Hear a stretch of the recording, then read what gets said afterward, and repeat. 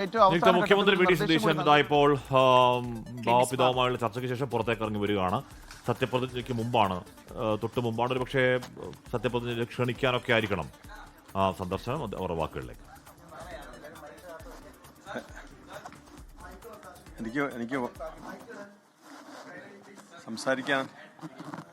നാളെ കേരളത്തിൻ്റെ പുതിയ മുഖ്യമന്ത്രിയായി ഞങ്ങൾക്കേറെ സ്നേഹവും ബന്ധവും പരിചയവുമുള്ള ശ്രീ വി ഡി സതീശൻ അദ്ദേഹത്തിൻ്റെ പുതിയ നിയോഗം തുടങ്ങുകയാണ്.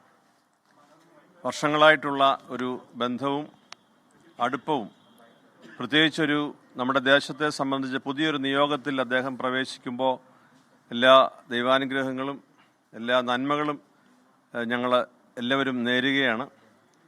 ആ സ്നേഹബന്ധത്തിലാണ് ഈ തിരക്കേറിയ ദിവസത്തിൻ്റെ തിരക്ക് പിടിച്ച ഈ മുഹൂർത്തത്തിൽ ഇവിടെ വരുന്നതിന് അദ്ദേഹം ഔദാര്യം കാണിച്ചത്.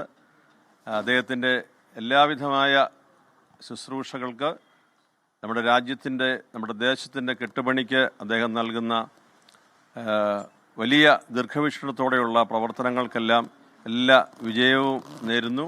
ദൈവം കൂടെ ഇരിക്കട്ടെ എന്ന് പ്രാർത്ഥിക്കുന്നു. മതനിരപേക്ഷതയ്ക്കാണ് ഞാൻ മുൻതൂക്കം നൽകുന്നതെന്ന് നിയുക്ത മുഖ്യമന്ത്രി പറയുന്ന താങ്കളും എപ്പോഴും ഈ ന്യൂനപക്ഷങ്ങൾ ആക്രമിക്കപ്പെടുമ്പോൾ ആദ്യം ഉയരുന്ന ശബ്ദം താങ്കളുടെയാണ്. അപ്പോൾ സ്വാഭാവികമായി അത്തരം സംഭവങ്ങളെക്കുറിച്ച് ക്രൈസ്തവ സഭകൾക്ക് ഒരുപാട് പ്രശ്നങ്ങളുണ്ട്, വിദ്യാഭ്യാസ മേഖലയിൽ ഉൾപ്പെടെ. അത്തരം ഏതെങ്കിലും കാര്യങ്ങൾ ഇപ്പോൾ ചർച്ചയായിട്ടുണ്ടോ? അദ്ദേഹത്തിനോട് പറയാൻ എന്താണുള്ളത്? ഇപ്പോൾ ഒരു പ്രശ്നവും ഇല്ലല്ലോ, കാരണം മുഖ്യമന്ത്രി ആയിട്ടില്ലല്ലോ. അപ്പോൾ ഇപ്പോൾ എല്ലാം വളരെ ക്ലീനാണ്. അദ്ദേഹം പറഞ്ഞ ആദ്യത്തെ വാക്ക് ഇത് ദൈവനിയോഗമെന്നാണ്. ഞങ്ങൾക്കതിൽ പൂർണ്ണ വിശ്വാസമുണ്ട്.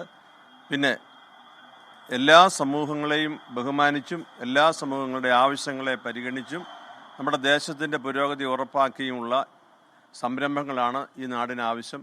അതിന് ഞങ്ങളുടെ എല്ലാ ശക്തമായ പിന്തുണയും അദ്ദേഹത്തോടൊപ്പം ഉണ്ടായിരിക്കും. ഇപ്പോൾ ഒരു വിഭാഗമായിട്ട് പറയുകയല്ല, കേരളത്തിൻ്റെ എല്ലാ സമൂഹങ്ങളെയും മാനിക്കുന്ന ഒരു ഭരണം അദ്ദേഹത്തിൽ നിന്നുണ്ടാകും എന്ന് ഞങ്ങൾക്ക് ഉറച്ച വിശ്വാസമുണ്ട്.